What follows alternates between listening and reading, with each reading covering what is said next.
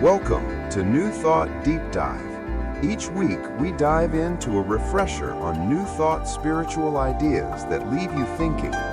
Everything about this podcast, from the intro to the script and the presenters, is generated by AI. For more information, please visit newthoughtnexus.net. I want you to just close your eyes for a second, unless you're driving. Please don't close your eyes if you're driving. But picture this. Okay. You are in a massive river. The current is strong. It's cold. It's moving fast. And you are swimming. But you are swimming upstream. You are thrashing, kicking, just fighting the water with everything you have. Your muscles are burning. Your lungs are screaming. And you are just exhausted. Now, does that feel like a metaphor for, say, your Tuesday or maybe your entire life? It's such a visceral image, isn't it? Mm-hmm. And I think for so many people, that is the default setting. Right. It's that universal feeling of exhaustion. We feel like we're constantly fighting for our health, fighting for money, fighting to be heard. Or just fighting to be right in a comment section. Oh, yeah, that too. It's the grind, you know, we almost glorify it. But here's the question that really stopped me in my tracks from this week's material. What if the struggle itself is the thing that's drowning you? What if the fighting is the problem? It's a completely counterintuitive thought. I mean, we're all raised to believe that struggle equals virtue. But that is exactly where we're going today. It is. We are looking at week 4 of this course on the spiritual art of letting go. This is kind of the culmination. We've talked about the past, forgiveness, but today is all about non-resistance and trust. And just to set the stage, the sources frame this as like a battle between two very different kinds of power. On one hand, you've got human willpower, which we all know, that gritty, teeth-clenching determination. And on the other, you have divine willingness. And the mission for this deep dive is to figure out how to stop pushing the river, as they say. To learn the spiritual art of floating.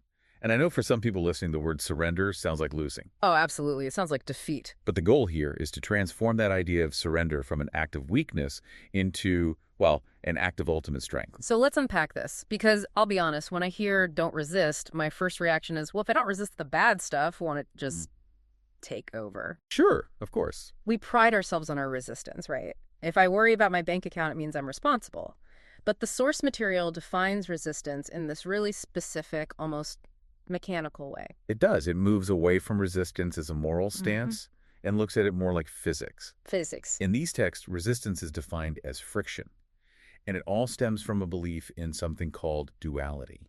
Okay, you mentioned duality. And looking at the notes, this seems to be where a lot of people get tripped up. Because in most stories, and honestly in most of our lives, duality is the default. Good guys versus bad guys. Health versus sickness. So why does this material call that a trap? Well, because it creates a permanent state of war in your mind. If you truly believe there's a power of good and an equal independent power of evil battling it out, then you always have to be fighting. you are always required to suit up and fight. You are living on a battlefield. Which brings us right back to that exhaustion we talked about. If life is a battlefield, no wonder I'm tired. Exactly. If you resist a condition, let's say a chronic illness, you are metaphysically acknowledging that this evil has real power over you. You're saying this threat is real, it's big, and I have to use my tiny personal battery to destroy it. And this is where it gets really interesting for me. The sources talk about the energy economy of the mind, this idea that energy follows attention. They use the searchlight analogy. The searchlight is so critical here. Imagine your mind is this powerful searchlight in a dark room. Okay. Wherever you point that beam, you energize that thing. You make it visible. You make it, in a sense, real to you. So if I'm obsessing over my debt, if I'm losing sleep over it, fighting it in my head, You are pointing the searchlight directly at the lack. You're just staring at the empty vault. And because energy follows attention, you are literally feeding the problem with your life force. that is a terrifying thought. That by fighting the enemy, I am actually funding the enemy. You are validating it. You are keeping it alive in your experience. And the tricky part, and the sources are very clear on this, is that the searchlight is magnetic. It's hard to look away from a car crash. It's very hard to look away, but the mechanism is clear. You cannot starve a problem while you are feeding it your attention. So my worry isn't just a bad habit, it's a bad investment. Precisely. And the sources use another great metaphor here, the wall. Imagine you are pushing against a solid concrete wall. You're straining, sweating, pushing with all your might. What happens? I get tired. I get nowhere. You get tired, yes. But also, think about the sensation in your hands. The harder you push, the more solid and real that wall feels. Because I can feel it pushing back. Right. The resistance itself confirms the reality of the obstacle. If you just step back, you might see a door 5 feet to your left. Or a ladder. Or a ladder. But as long as you are face against the concrete, pushing, all you know is the wall. You are blinded by your own effort. This connects back to something we talked about in week 1 of this material, the knothole perspective. It does. It's the reason we resist. We're looking at life through this tiny knothole in a fence. We see one little fragment of reality, a breakup, a lost job, and because we can't see the whole picture. We judge it as bad. We say, this shouldn't be happening, this is a mistake. And that judgment is what creates the resistance. So resistance is basically just us arguing with reality based on incomplete information. That is a perfect way to put it. Yeah. We are arguing with the plot of a movie we haven't even finished watching. Okay, but I can hear the listeners screaming at their device right now. I'm sort of screaming it internally, too. I know where you're going with it. They're saying, wait a minute, if I don't resist, don't I just become a doormat? Do I let people walk all over me? Do I let the bank take my house? This is the #1 misconception. It's that fear that if I stop fighting, I'll be destroyed. But the source material addresses this head on.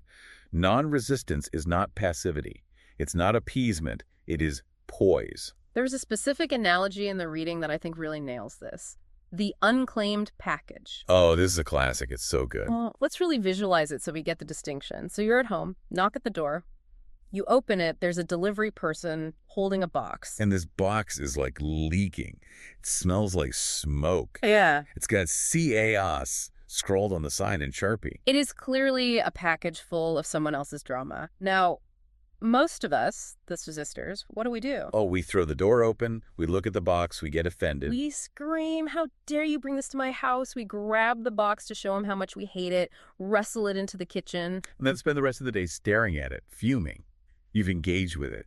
You have signed for the package. You've accepted custody of the chaos. And the alternative, the non-resistance approach, isn't to pretend the guy isn't there. No. It's to open the door, see the leaking box, and calmly say, I didn't order this. Return to sender, and you gently close the door. You don't have to fight the delivery guy. You don't have to lecture him. You just refuse to take delivery. That is such a powerful distinction. It's not about letting the chaos in. It's about keeping it out, but without the fight. Yes. You aren't accepting the abuse. You are simply refusing to let it enter your consciousness and set up shop. It's a boundary, but it's a boundary without the blood pressure spike. It is, and this leads to a phrase from the Bible that the material unpacks. Agree with thine adversary quickly. Now, that sounds like terrible advice. It absolutely sounds like surrender in the military sense. Right. Yes, you're right. Take my lunch money. Exactly. But we have to look at the word agree metaphysically. It doesn't mean approve. It means alignment with the reality of the moment. Okay, give me a concrete example. How do I agree with an overdrawn bank account without just giving up? Okay, so resistance is looking at the negative balance and screaming internally, I'm an idiot. The economy is rigged. This shouldn't be happening. You're at war with the number on the screen. Exactly. And that war creates static. Right. Agreeing is looking at the screen and saying, the balance is negative $50. That is the fact. You just strip away the emotional story. You stop vibrating with panic. And why is that helpful? Does that magically put money in the account? No, but it clears the channel so you can figure out how to put money in the account. You cannot fix a problem while you are busy hating it. Panic jams the signal. So agreeing stops the war, so the solution can enter. It's like you're clearing the static on the radio so you can finally hear the music. You are moving from why me to what now? Okay, so we stop fighting the wall, we stop signing for the chaos packages, but what do we do instead? This is where we get into the trust part. Right, and the notes make this big distinction between human willpower and divine willingness. This is the shift from swimming upstream to floating. It is. Human willpower is what most of us run on. It's grit. It's, I'm going to make this happen if it kills me. And the problem with willpower is that it's a battery. It's finite. And when it runs out? Burnout, collapse, depression, it's inevitable. The alternative is divine willingness, and the sources use this really vivid analogy of teaching a child to float. I think anyone who's learned to swim remembers this panic. Oh, absolutely. Think about a kid learning to swim. When they're scared, what do? They stiffen up, they lock their muscles, they thrash around trying to, like, climb out of the water. Right, they resist the water. And because they are tense and thrashing, they become heavy. They sink. They are fighting the very thing that wants to hold them up. And the instructor has to say, relax, stop fighting, just trust the water. And the moment they surrender, the moment they stop trying to hold themselves up and just lean back, what happens? The water lifts them. The water lifts them. That is divine willingness. The material suggests that the universe has a natural buoyancy, a buoyancy of health, of supply, of love, but we cannot experience it while we are thrashing. We have to stop trying to be the swimmer and just be the floater. That's terrifying for people who like control. It is, because floating requires you to trust something you can't see. You have to believe that the water is actually there and that it's strong enough to hold you. There was another analogy in the notes about a power plant at Huntington Lake. This one really clicked for me. Yes, from the section on how the law works. So you have this huge lake high up in the mountains. You have pipes running down to the turbines. The key point is the water falls by its own weight. Gravity does the work. Gravity does the work. The generator at the bottom doesn't have to struggle to create the power. It doesn't suck the water down. It just has to be an open channel. So the lesson is we don't have to force the outcome. We don't have to push the water down the hill. Exactly. Our job is to be the open channel. We provide the mental alignment, the belief, the acceptance, and the weight of the spiritual law does the work. Our anxiety is us trying to force the water. Speaking of machines, we have to talk about this spaghetti machine. I had a feeling you were going to bring this up. I mean, of all the examples, they went with a machine that drills holes in spaghetti. I thought I was misreading it. It is absurd, isn't it? But I think the absurdity is the point. It strips away all the moral weight we usually put on our desires. Okay, walk us through it. The text says, imagine a man wants something completely ridiculous. He wants to drill holes in pasta. It's a weird need. But the principle is this. If he makes that demand on universal law, and if he trusts the law to provide it, The law will answer. it will answer in the terms of the demand. The law doesn't say, that's a stupid idea, Dave. Why do you need hollow spaghetti? No. No. The law is impersonal. It's a mechanism, like a 3D printer. The printer doesn't judge your design file. It doesn't say, this art is ugly. It just prints. The universal law says yes to whatever we trust it to do. That is wild. But it really does drive home the point that the law is just responsive. It's waiting for our instructions. And that's the catch. You can't stand in front of the 3D printer screaming, I don't think this is going to work. This printer hates me.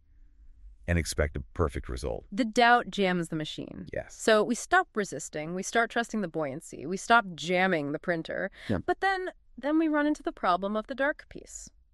This brings us to divine order. Because, let's be real, sometimes bad things happen. And this is the master puzzler analogy. This is for when things happen that just look bad. There's no way to sugarcoat it. We lose the job. We get sick. It looks like chaos. It looks like chaos. But the text makes a distinction between cosmos and chaos. The word universe means one song. Cosmos means order. Chaos is a creation of the resisting mind. So how does the puzzle fit in? Well, imagine you're doing a giant, beautiful jigsaw puzzle. You pick up a piece that is just dark, jagged, and ugly. Okay. Your human mind looks at it and says, this is a bad piece. This doesn't match the blue sky. I want to throw this away. I have definitely felt that way about certain years of my life. Like, can we just toss 2023 in the trash? Exactly. But the master puzzler, infinite intelligence, knows that dark piece is the shadow of a magnificent oak tree that anchors the entire picture. Without that dark piece, the picture has no depth. It's incomplete. So trust, in this context, isn't just hoping things work out.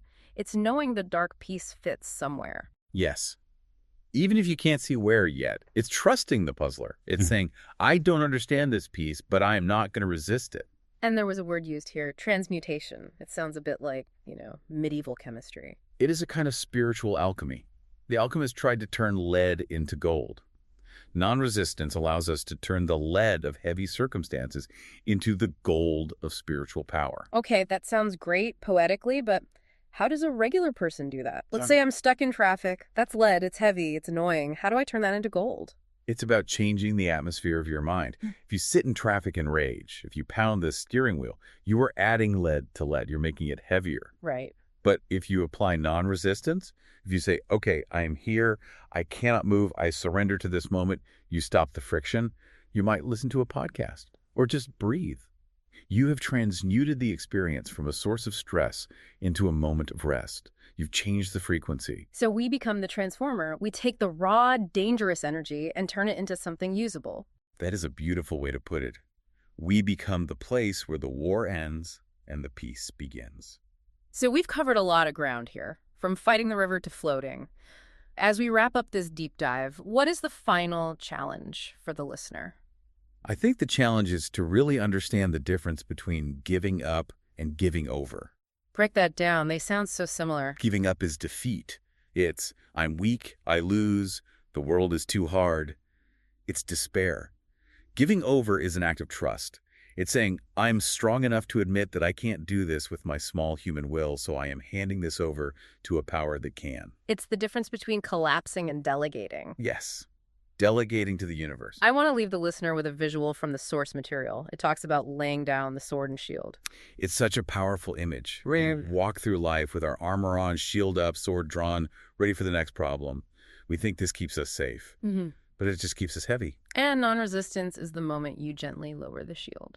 You sheathe the sword, you take a deep breath, you realize you don't have to defend yourself against life, because life is actually on your side. That is the ultimate trust. It is.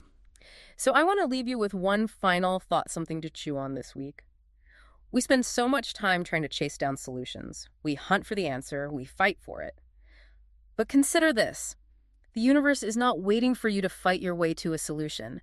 It is waiting for you to stop fighting so the solution can catch up to you. That's it. Stop running. Stop swimming upstream, turn onto your back, look up at the sky, and let the river carry you. Thanks for diving deep with us. We'll see you next time.